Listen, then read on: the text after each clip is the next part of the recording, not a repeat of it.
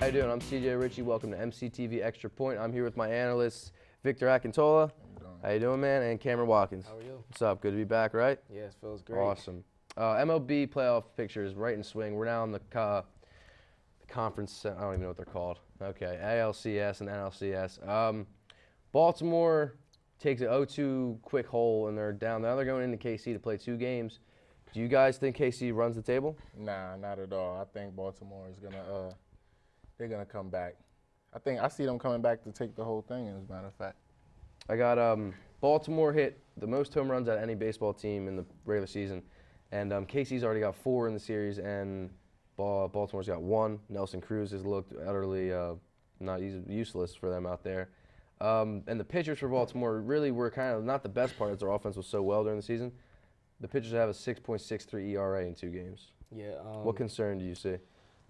I honestly feel like, the Royals, they do have that really great pitching, but I really feel like the Orioles, they're going to come back and they're going to make it into a series, but I still feel like the Royals, they're going to prevail with this. I really want to see them make it onto the World Series because they haven't been there since 1985, so it would be great for the city of Kansas City. Oh, you knew? Okay. Yeah, well, Baltimore hasn't been in a while either. I don't know. Baltimore, I really think Kansas City is going to win tonight with Guthrie out there. But I really think Baltimore is destined to lose. you think so? I just don't see it. Their offense, if their offense doesn't turn around this game, I don't see them getting in a rhythm if they're down 3-0. Right. Yeah. This game is a must-win. Stranger things have happened, obviously, with Boston in 04, but I think that's really a problem. Right. Pitchers really need to get it locked down. They have a good bullpen, so anything can happen.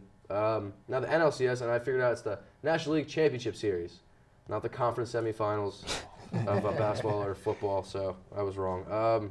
St. Louis versus San Fran, they split game 1 and game 2, so it's 1-1. Tomorrow night's game features John Lackey, who was traded, so now he's on St. Louis, and Tim Hudson, who's like 38, and they're both pitching very well. Cardinals have 4 home runs, San Fran's got 0. I don't know. For some reason, every time I bet against St. Louis, or think they're going to lose, they always come back and win. Last night's game was hectic too because they were battling and out. It was going back and forth. It was the 9th inning? Yeah. It came all the way down to the 9th. So I think San Francisco pulls this one out though. I think they just have the history and the discipline to I do like Hunter Pence he's come up clutch all the time, but everybody they have, their Buster Posey, their catcher, who was hurt. It's amazing how they can just bring people in and they excel no matter what's going to go on with their team. Right. Who's your MVP throughout the playoffs so far for each team, or for just the 4 teams? I had to go with Hunter Pence. Hunter Pence, ever since he came to the San Francisco Giants and when he came over from the Phillies, he has a way of just bringing that team together, giving that team motivational speeches, and it's just something about the San Francisco Giants with the even years and. Here it is. It's 2014, and they're back at it again. I have to agree with them. Yeah, they're making a push for the World Series yet again. I have to agree with them because it takes a lot to be able to lead a team of other athletes that are professionals in your ranks, and to stand up and be able to do that. That says a lot about them, and that's why I feel like their team is actually gonna take it. It's very eerie. Both teams they've done very well in trades and farm systems. And the National League, it's 2 teams who have been in the World Series combined like 5 times in the past 10 years, maybe even more. And the AL team, these teams haven't been this far in the postseason for 20 years. Yeah. It's really interesting. I'm really pulling for the AL just for like a change in scenery, but I don't really see it happening. All right, well that's all for baseball. Moving it over to NHL, we got the Flyers, the Rangers, and the Devils, our tri-state area teams. The Flyers and Rangers look shaky. Yeah, and the Devils are 2-0. Yeah, Rangers have 6 injuries this month alone, so Yeah, let's start with the Rangers. Their opening night game against Montreal. Okay, against Montreal, they won. Pretty great fashion. They just kept scoring. Everyone looked good. Their rookies looked good. Lundqvist looked good. And then the next 2 games, I don't know. McDonough's captain. He's a great player. But everyone looks shaky on the team. Zuccarello had a bunch of bad penalties first couple games. And that's another thing. It's too early in the season to say. Yeah. The Flyers turn it on late. Rangers can turn it on late. And the Devils, I think, will crap out and lose. So honestly, whatever, the Flyers are 0-2-1. Rangers are 1-2. Devils are 2-0. I think it's going to be the complete opposite by the end of the season. You think so? I think the Devils are gonna actually continue to do what they're doing because they're actually looking pretty good right now on the roster. They have no injuries reported. So if they're playing how they're playing now and they could keep everybody healthy, I think they could keep everything up how it's going right now. But you never know. You just never know. Things might change. But yeah, the Flyers made Wayne Simmons their alternate, and their other alternate is Mark Streit, the defenseman. After Hartnell leaving, you lose an alternate, and so they changed it up. Simmons has 5 points in 3 games, 3 goals and 2 assists. He's looking unreal. Giroux's finally producing, and you're just losing on the defense and the goal. They're just getting outscored. They're scoring. Right. They're scoring a decent number of goals. It's just it's concern on the defensive part. Yeah, they of the lost puck. the last game 4-3. So you know. Yep, and then before that it was 6-4, and before that it was 3-2. It's very or 2-1. It's very interesting. The Devils' Henrique looks amazing, but going around the league, looking everywhere, Boston, Dallas, and Philly, all playoff teams have a concerning start of how they're losing. Yeah. It looked very concerning, and then Columbus, Montreal, and Tampa Bay, other 3 playoff teams, all looking good. I can see though Columbus is too young to the point. Like if they don't continue to stay on top of themselves, they could easily fall off. And Montreal, I think they're a playoff bust team. But overall, NHL is too early to tell. But I think there's a nice little. It kind of looks the same as last year. There's no really surprise team so far. But as you know, it's very early. You got to throw in. It's a long season because you have to factor in like the way the Rangers came in towards the end of the season, how they made that long playoff push, and they got in at the end of the Stanley Cup. Yeah, so, it's just like any other sport. You get hot at the right time, you win. All right, well, it's going to take a quick commercial break, and then when we get back, we're going to talk about the NBA, which is looking to start off the season very soon. A couple injuries and a couple preseason bust-outs. Be right back.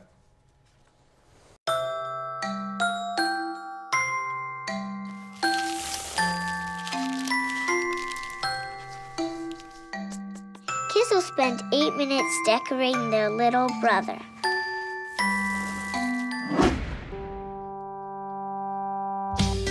Brushing for 2 minutes now can save your child from severe tooth pain later. 2 minutes, twice a day. They have the time. Adopting a new pet is a rewarding experience. And Shelter Pets make super pets. Your new best friend will steal your heart, bring you happiness, and enrich your life for years to come. You can make a difference in the life of an animal. Adopt and bring home a shelter pet today. To find out more, visit theshelterpetproject.org.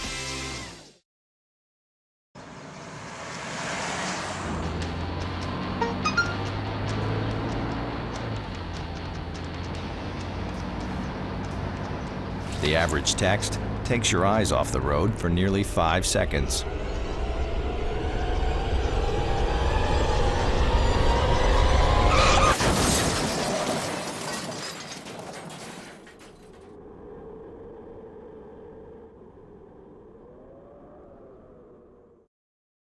Up, college is hard. Down, those books are heavy. My sport is football, but my passion is education.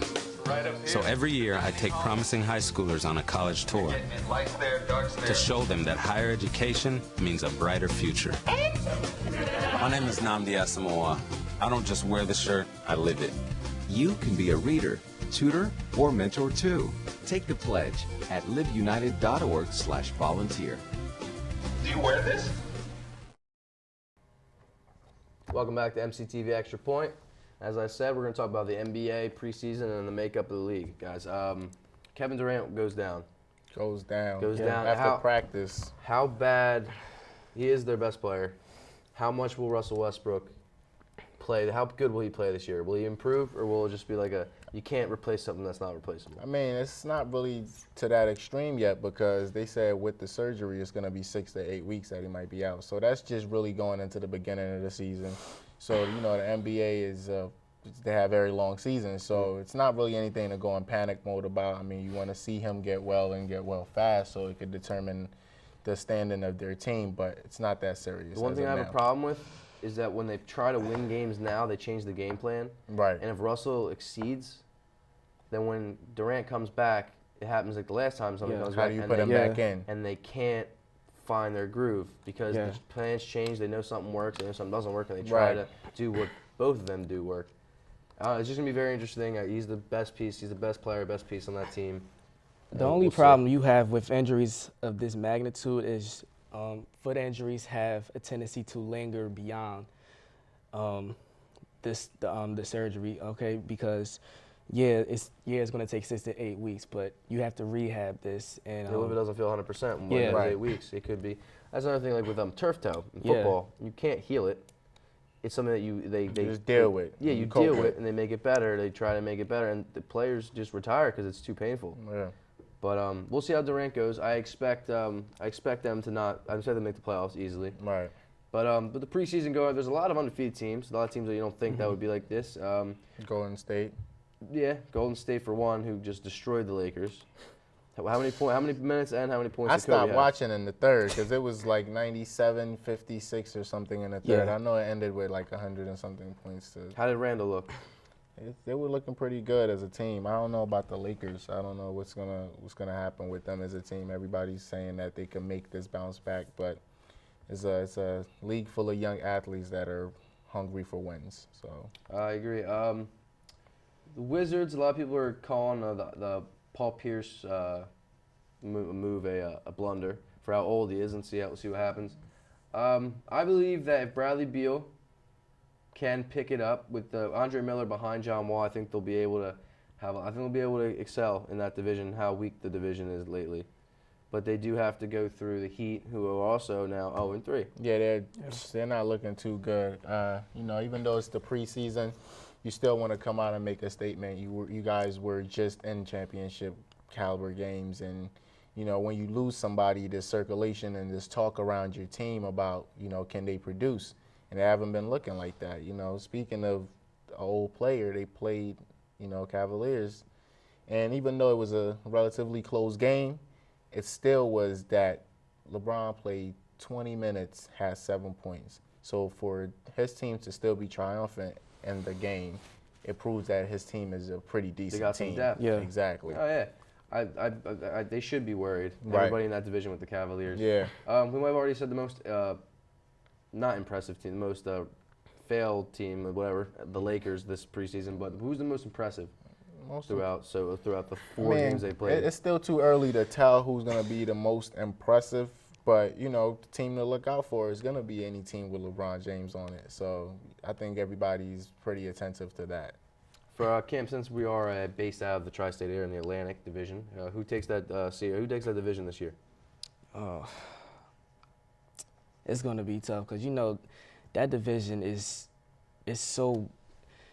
I'm not poking shots at the division, but that division is just so weak now because past their prime, you're looking at the Knicks right now and they basically just have Carmelo Anthony. The Sixers, they're not going to do much this season. I beg to differ. I think the Sixers are actually going to play pretty good games. Unless they want to throw the whole year. Unless Right. the people up top. And that's the problem. Because you probably could get to the playoffs, but they have no faith to win the actual championship. Yeah. And it's a wasted season. Right. So why even make it and get a bad lottery pick? I'm actually looking for them to just throw this year to just get another lottery pick. I just don't see players and coaches being happy with a season that's destined for failure. Yeah. The trying to get to a championship, I think keeps players a little more involved, a little more interested, a little more.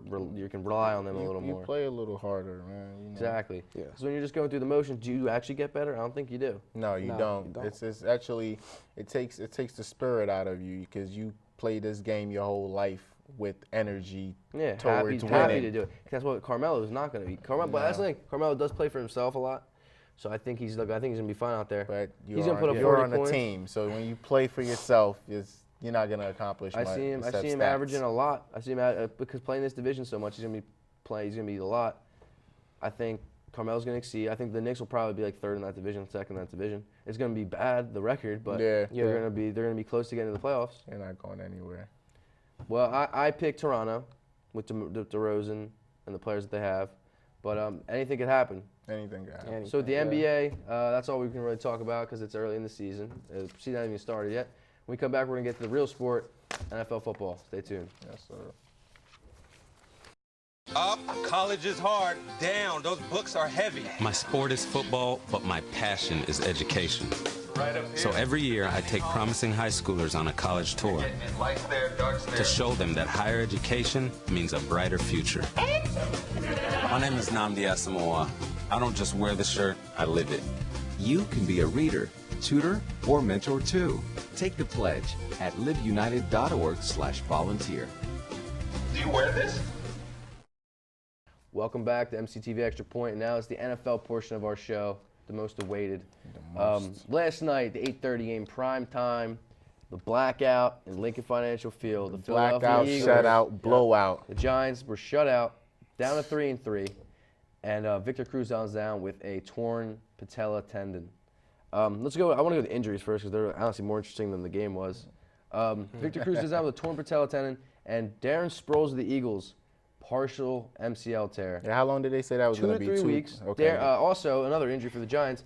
Rashad Jennings has the same injury as Darren Sproles. Oh, wow. It's 2 to 3 weeks. They kind of like keep you ready. You're gonna want surgery after the season, but you can play with it and you can keep it safe as you play at the highest level. Right. It's a great thing for the Eagles. They're on a bye next week, so Sproles won't be missed for at least one extra game, but he will be missed for the next 2. Shady McCoy goes for 22 carries, 149 yards. Talk about his redemption. breakout. He game. needed that. He needed that for his for himself personally. And if you caught the game, there was parts of Chip Kelly smiling on the sidelines. Yeah. Everybody caught that. It's like he kept feeding into everything Chip was doing, Coughlin, every play call, everything. And it feeds into Chip's ego, and I think that's a scary thing for Philly. But it also is very scary for New York, as in like the O-line, D-line looked irrelevant. After for 3 weeks they looked great, they just looked irrelevant. I don't think they were prepared to play Philadelphia. I think they probably came in there thinking that it was one or two things. They probably thought they were going to come in there and win, or they probably came there to lose. I mean, those are the only two options. It's inevitable that one of the two has to happen. But what happened was I didn't see them even put up a fight. No, everywhere. There was no effort. The only effort I saw was Odell Beckham Jr.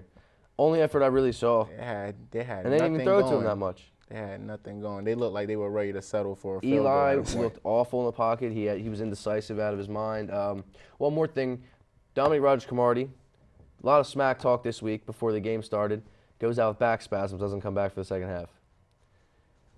It was just a very funny thing that he was the one to not play and get hurt after saying the Eagles don't have a Super Bowl when he's been in 2 of them and hasn't won one. Right. So it's hard to run your mouth about one thing when you haven't done it. But that's aside, Philly is now 5-1, and now let's move right down to the other NFC East team who had another spectacular win. The Dallas Cowboys beating Seattle in the Legion of Boom's house. That's scary, 30-23. man. That's scary. That's a really big win for the Dallas Cowboys. DeMarco Murray staying healthy has been the most interesting thing to ever watch. He's been very consistent. Tony Romo comes off back injury and looks like he's 25 again. Like I don't need Tony Romo to have that confidence as a fan of Philadelphia. The Eagles, no. Romo looks scary. I don't need him to. What about DeMarco Murray? The way he's running right now, and he's staying healthy. He's consistent, and that's why he's leading the league right now. He's got 700-something yards, 5 games. Yeah. Six straight 100-yard games. Yeah, he's tied second. Looking like looking like Barry Sanders, Marshall Faulk, whoever we want to match up to. Seattle. Their weaknesses are shown. Yeah, it was. They looked nervous yesterday. They didn't look like they have any energy at all. No, they kind of look like the Giants, but Russell Wilson had like a little more oomph than Eli, obviously. Yeah, of course, but it wasn't their day, and for them to be home going through that says a lot, because now I think that they're exposed for any other team to kind of pick at them. Yeah, because you get this little play thing you can watch. The Eagles definitely got to wait. They're coming in to see. Seattle's coming to Philly. And also, Dallas has New York Giants coming in next week. So now, watch out. Does Dallas prepare right, or do they underestimate the Giants of how bad they could lose? It's just a bunch of problems. It's a bunch in the rivalry games, or who knows what could happen. I think the Giants are going to be prepared for that. Well, that's my lock. That's my lock of the next week. Is the Giants win in Dallas? Yeah, I think they beat them. Sherman, all you Sherman haters, chalk a win for yourself because he looked terrible against Dez Bryant. Dez Bryant did exactly what he does to cornerbacks and made him look awful. Yeah, nobody's invincible, and people have to understand that. If you watch enough film on somebody, you're going to be able to pick them apart. A lot of back shoulder stuff. Yeah, I seen him. Sometimes he didn't even know where the ball was at. Nope. And it was, That's their best on. I swear, the Seattle they're best at like the new cornerback idea of like when you're running at him, just look at his eyes and his hands, and right when he goes for it, just put your arms out and don't knock into him, and you're gonna block the ball, you're gonna get a pick, or it's gonna be incompletion. Exactly. And I think they do it so perfect. The linebackers are so perfect at coverage, which is why I think the only reason that, well, not the only reason obviously, but they're so good with their front seven and coverage that the secondary just feeds off it. Yeah. Maxwell, another person, Legion of Boom, got injured a little bit, came back, sat a little bit. Just scary to see because they've lost Browner and Thurmond, and Chancellor is just, he's not irrelevant, but it's going to be interesting to see how Seattle comes off this loss. Yeah, they didn't really run the ball too well yesterday either, and that's something that they need. They rely on their running game. Yeah, that's something because that they need. They don't really have a dominant number one receiver, so they really rely on that running game with Russell Wilson. It wasn't and there Marshawn yesterday. Lynch. I think he had about 60 yards. No, Russell Wilson can't do it all, and you need that power back to get some yards. Even better. Now moving to other New York team, 1-5 New York Jets lost. Well, 1-4. Now 1-5, lose to the Denver Broncos, and kind of a weird fashion. 31-17. The game was a lot closer than you thought, and Geno Smith again fails right when they need him most for the New York Giants. I think put Michael Vick in, that could have been a real contest yesterday. I think they would have had a better record for the season thus far if they had Michael Vick playing, because he's just on the sideline and he's aging. But I understand what they're doing with Geno Smith, because you're not going to get any better if you don't get to play. But I feel like he gets into the games knowing he's not going to win a game. It's a weird. He's always about to win or about to get to the winning drive, and then he just chokes. I think he gets nervous. I don't know. Some people are not ready for it. We were discussing earlier how some people didn't do so well in college, and then they, excelled in the major leagues, and it's different for everybody. Some people, they actually get to the big stage and, they choke. So I agree wholeheartedly. I feel like, Geno, he's had his chance like numerous times. For example, last week with San Diego, they got shut out 31-0. They put Michael Vick in there. He had his chance, but it's only so much you can do with Vick was supposed to start the Broncos. Vick should have started yesterday. It's only so much you can do with a skeleton offense like the New York Jets. Comes another thing. Eric Decker's your number one receiver, and he could be used better. It's only so much you can do with the team like that. The run game with Chris Johnson, Chris Ivory, they can't get anywhere. If you can't run, you can't throw, and you will get picked. It's a whole problem. The offense is Marty Morningwig, the former Eagles coordinator, and he's looking awful. And Rex is really good on the defense, because when the scores like that, you can see the end of the game is they're just running it out and they get a touchdown against Peyton Manning. Right. Who's having a historic season with breaking records. Yeah. Not in a single season format, but in the career format, and they're just playing as they are. The one loss, they don't even worry about it. Yeah. They don't care, because they're on their way. Doesn't matter. So the New York Jets are in turmoil. It's going to be really interesting to see how Rex Ryan does at the end of the season, what they do with him. I think it's too late for them. How do you keep a guy after so many failures because of 1 year of kind of success? It's going to be interesting. Moving on to my favorite game of the week, Cincy and Carolina, 37-37 tie. Yeah. Mike Nugent, their kicker, is 11 of 17 for field goals. That's 11 for 17. You can't keep him. You got to kick him out. Matt Prater's out there. Denver released him. You can play any big game, because it's still early in the season. When it comes down to the big games and that's the guy's record, it's not looking good for you. Cincinnati's lucky they didn't lose, because without Mohamed Sanu coming in and taking over AJ Green's role, sitting down, without Mohamed Sanu, I think they're 2-2. Honestly, I would think they lose that game yesterday, and I think they would have lost the game. I just don't see them. Mohamed Sanu came out of nowhere from being average in college, as we all know from Rutgers. Good team, and he came out of nowhere. Well, the offense doesn't really exceed Gio Bernard, 97-yard run. Explosive. And then they got Jeremy Hill in the background, and he's doing just as good. It's just amazing. Their defense is slipping up a little bit the past 2 games. But Cam Newton is also hot and cold. What's the worst part of that game to you guys? What was the most disappointing person? I think Olsen could have been better, even though he did score a touchdown. But he's supposed to be a bigger part of their team. But I don't know where their run game really is at. If Cam Newton is the Cam Newton, Cam Newton can't do it alone. But he's 17 carries for a quarter. He's bound to get hurt again if you keep running the ball in that way, because you can't sacrifice your quarterback. Even if he's a mobile guy, see what happened to RG3. You keep going, they're gonna get you. You're gonna get, well, Russell Wilson proves that you don't have to get hit. And yeah, and they're gonna put you down for a longer time than you think. So. Well, it's been a great NFL season so far. It's amazing how next week is week 7. Yeah. And it's going really fast. Place your bets for the Giants next week. I'm telling you, it's a lock. You're going to get a really good payday. And when we come back, we're going to get NASCAR Overdrive with my correspondent, Mike Nebbia. Stay tuned.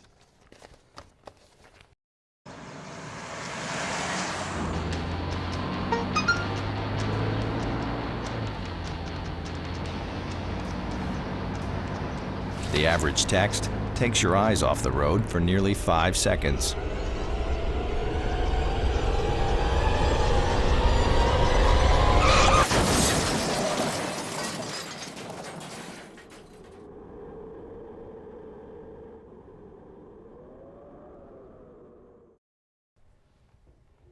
Welcome back to MCTV Extra Point. And now I'm graced with the presence of my analyst for NASCAR and all things auto racing, Mike Nebbia. Oh, thank you very much, CJ. Thanks Great for to be being here, back buddy. for another week of NASCAR Overdrive. Now, let me just say, we love to have it, and I'm just going to let you take it away. So help me out with, how was the race this week? Well, it was pretty good. We were in Charlotte this week. 90% of NASCAR teams call Charlotte their home. It was a home race, 1.5-mile oval. It was the Bank of America 500, round 2 of the contender round, race 5 of the chase. And, well, basically cautions bred cautions there, as you would see on any track on any given Sunday or Saturday. So there's a lot of problems going on with the field, with the pits and all, and even the track. So let me see here. I see Jeff Gordon. Did Jeff Gordon get a win? Second. Led 94 laps. What about Kyle Busch? What about Kyle Busch? Kyle Busch finished 7th. He led 38 laps. So your theory on Jeff Gordon was right, but he didn't get that win. He just couldn't close the deal. Late race pit stop went wrong. Lost too much time to eventual winner Kevin Harvick. Oh, Kevin Harvick won. That's amazing. Yes. So Kevin Harvick's in the next round. First win for Kevin Harvick since Darlington in April. So now look, he got 1 win, and now he's in the elimination 8. Yes, that's the new format for the chase this year. You win and you're in. That's all there is to it. You either win or you're in the top eight in points. You're in. It's amazing for this. It's amazing how they changed it up, and now random people can just squeak in whenever they need to. Exactly. Now, the wild card of the chase and of the contender round coming up on Sunday afternoon in Talladega. Good movie. I cannot bring myself to watch Talladega Nights. I'm sorry. As much as I like Will Ferrell, I cannot bring myself to watch Talladega Nights. It's a great movie. So, some big name drivers who haven't scored a win yet in the chase. We have Carl Edwards. We have Denny Hamlin. We have Casey Kane, Kenseth Newman, just to name a few. And Jimmy Johnson.